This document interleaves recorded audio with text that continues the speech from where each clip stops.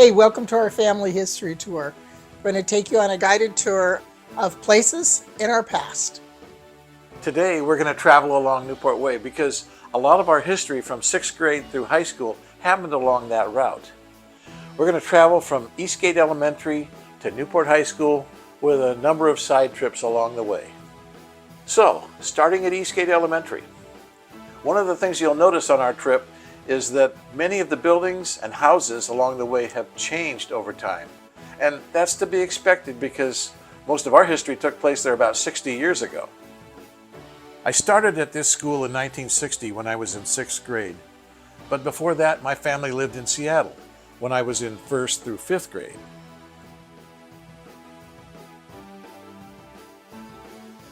But before those years in Seattle, we also lived in Eastgate back in 1954 for my kindergarten year. But in 1954, Eastgate Elementary had not been built yet, so I was bused to kindergarten at Ennetai Elementary. Now, here's an interesting fun fact. On one of those bus rides home from kindergarten at Ennetai, I was thrown out of the bus onto the highway. How did I end up laying on the highway? Well, before I got on the bus, one of my classmates had been playing around with the door handle on the emergency exit. And then, after he finished fooling around, he decided he'd better move to a different seat. And then I came on the bus, and of course, I just happened to sit in that seat next to the emergency exit door. So the bus was headed to Eastgate on the highway. Now this was before there were any freeways. That's right, none of the freeways in the interstate system were even built until the mid-1960s. Today there's a 10-lane freeway, I-90, on that route. And it has all kinds of exits and entrances leading into and out of Eastgate. But back then there was just a 4-lane highway called Highway 10, and it had only a simple 90-degree right turn into Eastgate. So my classmate had fooled around with the emergency door handle just enough so that when that bus started to make the 90-degree turn into Eastgate, the emergency door flew open and I went flying out onto the highway. Fortunately, the vice principal of our school was right behind the school bus, so he stopped the traffic, and picked me up off the pavement. After a week in the hospital, I was fully healed and headed back to school. So that's the end of that story for now. So back to Eastgate Elementary. I spent 6th grade there, a pretty uneventful year. Meanwhile, I was living in Wichita, Kansas, and attending Harris Elementary School.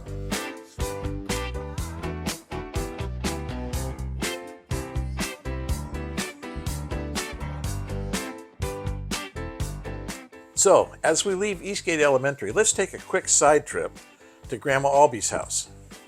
When we moved from Seattle to Bellevue, Grandma Albie and Uncle Merrill also moved to Bellevue, and they lived just a few houses away from Eastgate Elementary. This is where their house was, but it was torn down in 2022, and this house was built in its place. The original house looked very similar to this one, and it was the same color as this one. Now, as we head back to Newport Way, just across the street from the school was where Bill Sumstead lived.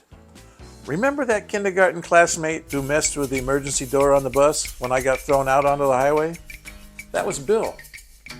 When Bill heard that we were moving back to Bellevue, he was very worried and he tried to hide from me because he was afraid I was going to beat him up or something. But he wasn't able to hide for very long since we were both in the same 6th grade class together. Did I beat him up? No. In fact, we were actually friends. So getting back to Newport Way,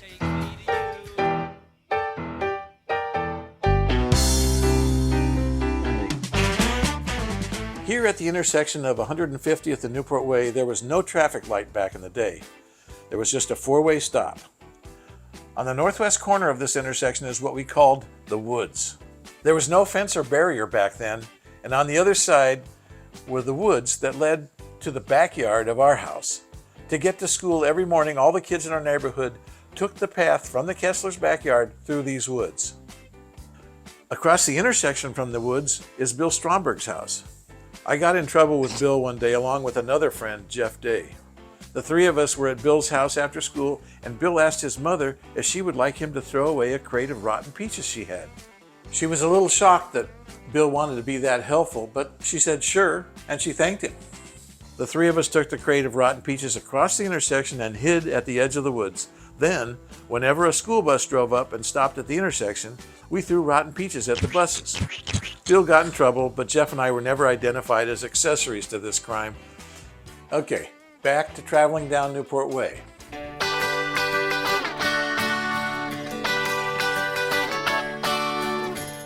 Now, we're just about to make a right turn into the Kessler's house, but first, let's look to our left. That's Eastgate Park. Eastgate Park was brand new when we were in high school, and I can remember taking some walks together there. And we parked there. Then, across the street from the park, we turn off Newport Way and go to the Kessler house, later the Morris house. There are lots of new houses here now to replace the original houses that were built back in the 1950s. 4092, 149th Southeast, where I lived with my family from 1960 through 1967. This is where Kent lived when I met him when we were in high school. It used to have an open carport with room for one car. Now it has a two-car garage. It probably has had a lot of other changes since I lived there, because my parents sold it in 1970 for $28,000 and it's now valued at $1.1 million. The backyard is now fenced off, but it was wide open when we lived there. That was where everyone in the neighborhood started on the path to school, through the woods. And now back to Newport Way. And here's another side trip to the right, Aldersgate Methodist Church. My family started going to Aldersgate Church when we moved here in 1964. And we got married there 5 years later. And then we were leaders of the youth group when we were first married. And right next to Aldersgate is the Newport Way Library. It wasn't there during our high school days, but later, when we lived in Lake Heights, I used to take the kids there all the time. And then we continue on down Newport Way until we arrive at the intersection with Allen Road. And that is where we find Tyee Middle School, which was Tyee Junior High when I went there in 7th through 9th grade.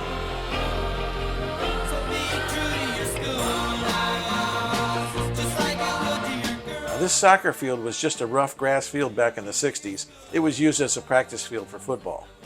The official football field was beyond this field down a level. That's where my nose got broken during a game. Here's a musical ensemble I was part of during junior high. I got my picture put in the Bellevue School District newspaper in 9th grade. Meanwhile, I went to Robinson Junior High in Wichita and Wellesley Junior High in Wellesley, Massachusetts. Even though we lived in opposite ends of the country, we did share a common experience in 9th grade. In 1963, everyone in America remembers what they were doing, where they were, when President Kennedy got shot. I was in my choir class at Tyee.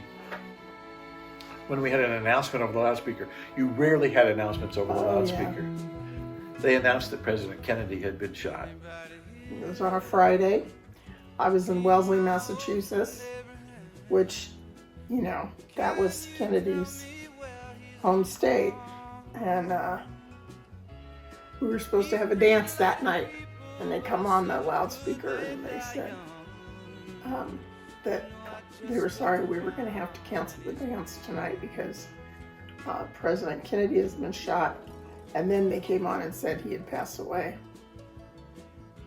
And it was quiet.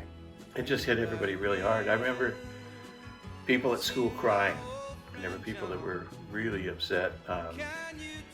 Believe me, there were in Wellesley. Once that announcement was made, nothing was normal.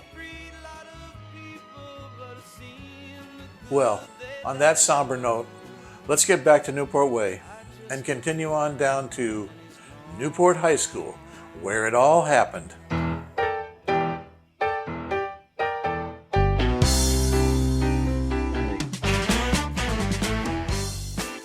When we started high school in 1964, Newport was brand new. And so being the first students at the school, we got to make some decisions like choosing the school colors. Scarlet and gold. And we got to pick the mascot. That's the Knights.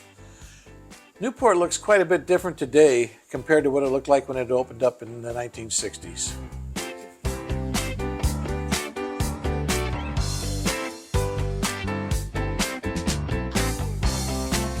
Well, we'll talk about your mother taking attendance. When my PE period was when she took attendance. She collected attendance slips from each classroom. And so I remember one time when our PE class was outside, I think we had a horseshoes unit or something. Doug Fairbrick and I were together, and Jenny Jackson comes down to collect our attendance. That was before we even talked or anything, wasn't it? I think it was just after we started talking. Mm-hmm. And Doug Fairbrick and I lost interest in horseshoes, and we were watching Jenny Jackson walk back into the school, and she was going up the stairs, and she tripped on the stairs. Not a big stumble, but a little stumble. And of course, being the mature individuals that we were, we laughed. What is now the baseball field wasn't a baseball field yet, and that's where we were playing horseshoes when your mother was taking attendance. How do you remember meeting Dad, Mom?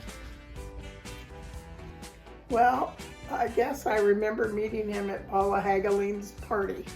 Yes, that would have been the fall of '64. Yeah, our sophomore year, very early into the year, like maybe it was September or October, right? Yeah, because we were going steady by. We weren't going steady. I had a funny thing about not saying we're going steady. For some reason, I didn't like the term going steady. So we were going steady on our own terms. What really made it going steady was the fact that I gave her my ID bracelet. Yeah. So that was like going steady, but we didn't call it going steady. So we were at Paula Hageling's party, but during that party, Cheryl Bulletin came up to me with your mother, Jenny Jackson, and said, "Kent, I want you to meet the new girl in school." And that's when we first met. Papa do-ronde, ronde, do-ronde, ronde, do-ronde, ronde. I got it bad for the new girl in school. I didn't dance to fast songs. That's the story of why I got into a rock and roll band, because I couldn't dance. So I wanted to be at the dance, but I didn't want to dance. So I wanted to go steady, but I didn't want to go steady. I had a lot of strange notions back then. Uh-huh. So wait, Mom, what did you feel like when you first, so this is the first time you laid eyes on Dad? I think I saw him at school before. So I thought he was cute. Oh, okay. But how we really got together was quite by coincidence. I was in a class or a study hall. Paula Hageling sat right next to me or sat near me at that class. And so she would be asking me who I was interested in. And your mother's name came up. So Jenny Jackson. So Paula, not only did she have the party that we met at, but she was my facilitator to see if Jenny Jackson had any interest in this Kent Kessler. So Paula went on her way, and what did she say to you? I'm sure she said, "Are you interested in Kent Kessler?" And what would your answer be? Well, my answer would have been yes, because you look like Paul Newman. So probably what happened then was Paula Hageling got back to me the next day and said, she's interested. She's a go. And so then that was the easy part. The hard part was now for me to walk up to somebody I'd never talked to before and start up a conversation. I was quite the conversationalist. He was very shy. Yes. So I knew where her locker was. And so I kind of hung out in that general hallway area. And sooner or later she came by. And I probably said something like, Hi. Hi.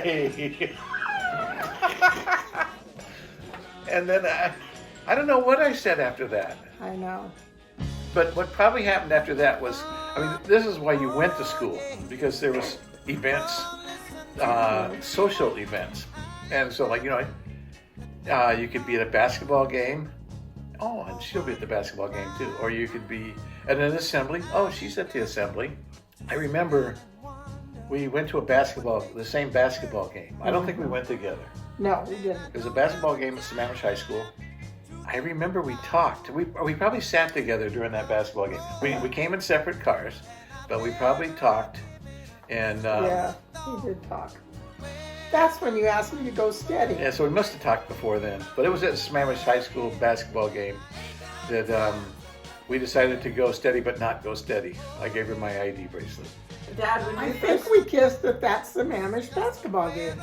Yeah. Like your The first first kiss? time. Not the first. I wouldn't Yes. kiss and then go steady on the first time. Yes, Right? you could have. We were in a hurry. We kissed once, We did. and then you were born.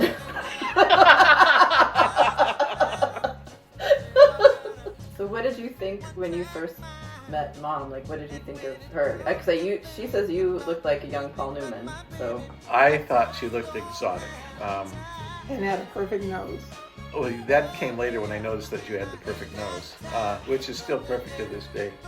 I thought she looked different than any girl that I had ever really met before then, or had gotten to know anyways.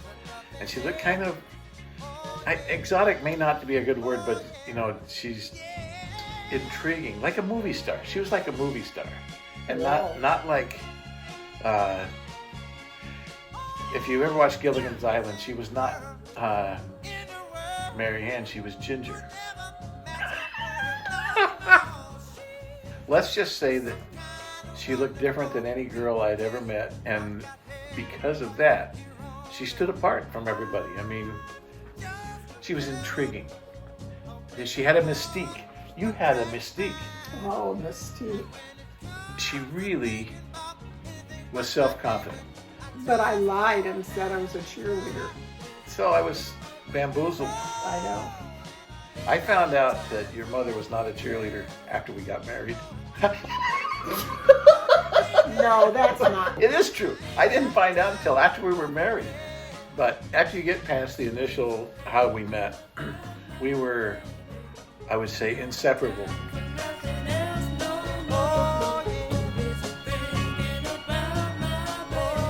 We went to all the school dances together, Like the sophomore hop and the junior prom. and the senior ball. Couples would usually go out to dinner at a nice restaurant before these dances, and then sometimes they had activities planned for after the dance also. And after the senior ball, we went into Seattle and took a ferry over to Bremerton. And then we stayed there for just a little bit, walking on the beach and talking, and then we came back on the ferry. It was a romantic memory. I know what else happened in Newport High School. What? I'm going to have to get the year right, but I believe it was 1965. There was a massive earthquake in the Seattle area. I was in a speech class at the time. Gary Lauber was up in the front of the class. He was a year older than us.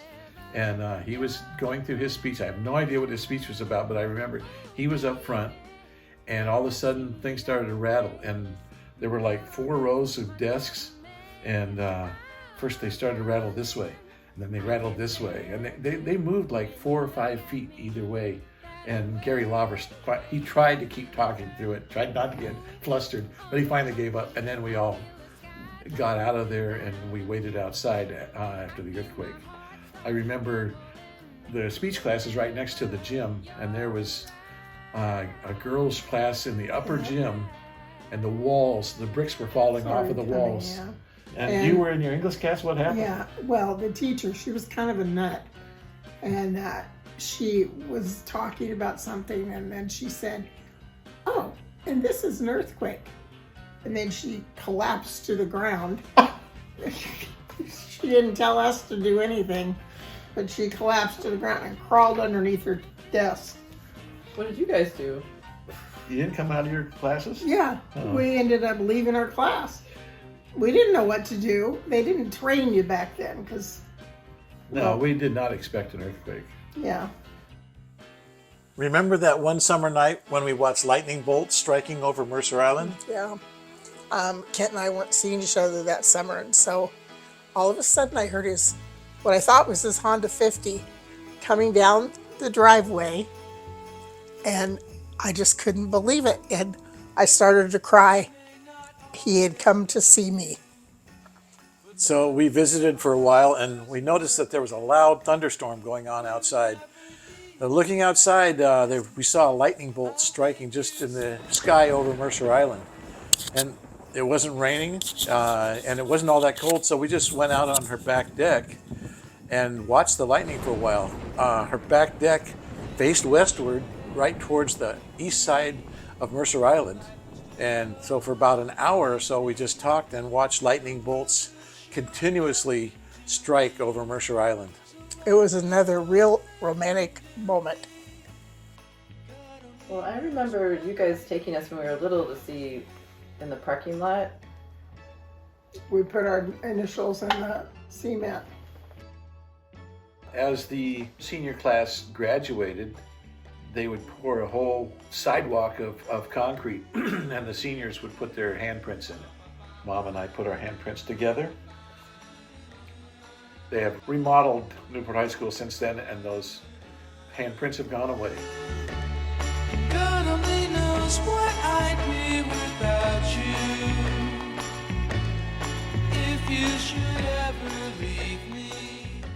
The Monterey's was the first band I was in. We were sophomores at Newport. I was the main singer because I was the only one that could sing. And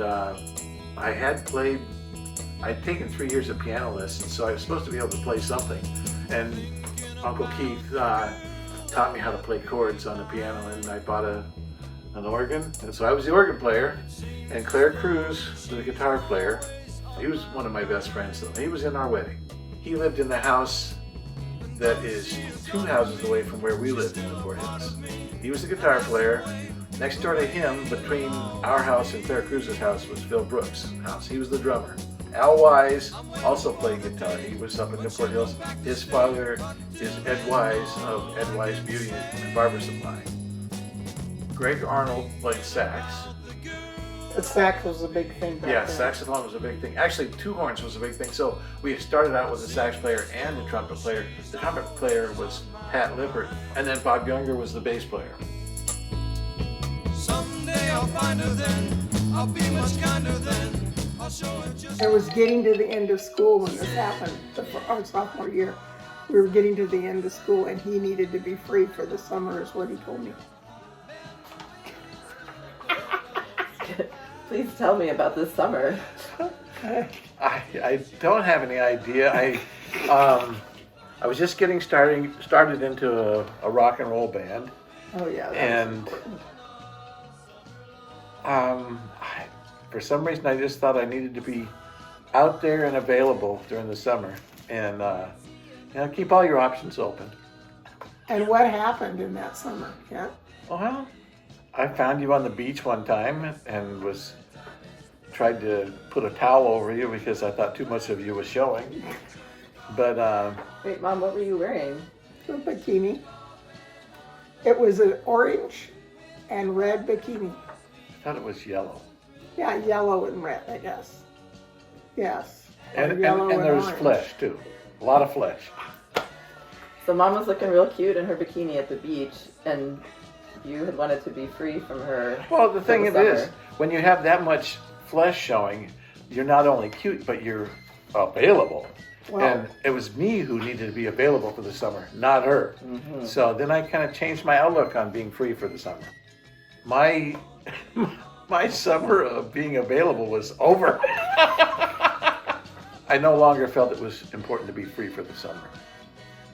And so were there other summers that you were free for the summer, or was that? No, that first summer, was that it. taught me everything I needed to know about being free for the summer.